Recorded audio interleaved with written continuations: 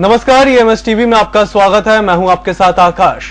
मध्य प्रदेश विधानसभा में राज्यपाल ओम प्रकाश कोहली के अभिभाषण पर पेश कृतज्ञता ज्ञापन प्रस्ताव पर चर्चा के दौरान नेता प्रतिपक्ष अजय सिंह ने सरकार पर हमला बोलते हुए व्यापम, अवैध उत्खनन, कुपोषण और अपराध को लेकर तीखे सवाल किए, जिसके जवाब देने के लिए सीएम खड़े हुए और पक्ष ने हंगामा शुरू कर दिया। हंगामे के बीच में सवाल जवाब का दौर चलता रहा।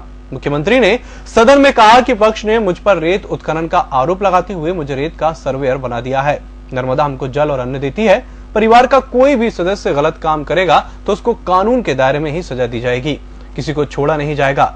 शिवराज सिंह सिर्फ राजधर्म का पालन करेगा। सरकार जल्द ही नियम बनाकर रेत का अवैध उत्खनन करने वालों पर वाहन राजसात करने की कार्रवाई करेगी। पूरे नियम बना रहे हैं हम, विभाग तैयारी कर रहा है।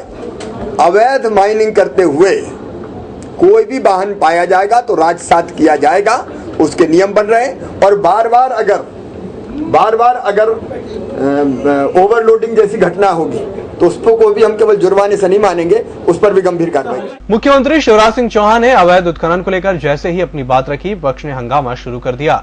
कांग्रेस विधायक जीतू पटवारी ने सीएम पर आरोप लगाते हुए कहा कि आपके भाई भतीजे ही जमकर अवैध उत्खनन कर रहे हैं। इस पर सीएम ने झल्लाते हुए कहा कि मुझे पता है इंदौर में प्रॉपर्टी का काम कर कौन कौन आगे बढ़ रहा है। सीएम यही नहीं रुके। विधायक तरुण भानोट के विरोध करने पर उन्होंने भानोट को चेतावनी देते हुए कहा कि मुझे मालूम है जबलपुर में किस किस की खदानें चल रही हैं।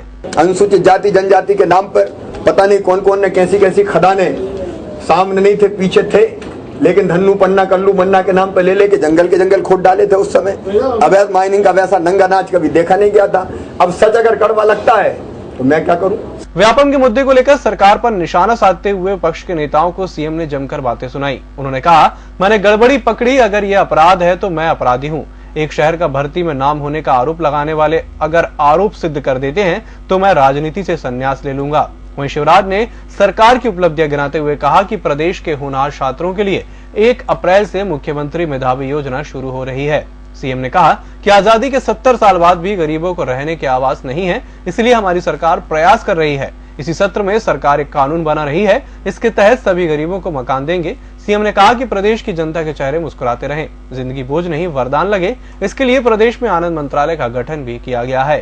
इस बुलेटिन में फिलहाल इतना ही। बाकी खबरों के लिए आप देखते रहिए EMS टीवी। नमस्कार।